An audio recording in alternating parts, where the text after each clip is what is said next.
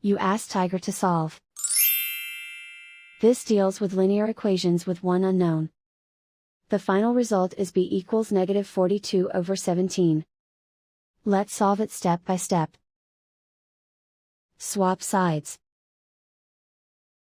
Group all constants on the right side of the equation. Add 4 to both sides.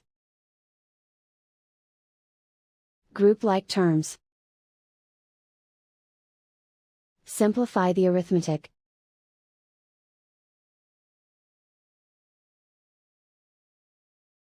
Isolate the b.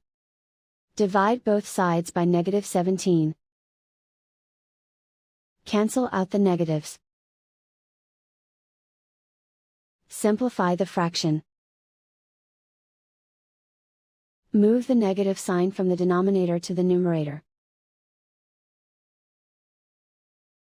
And so the final result is b equals -42/17.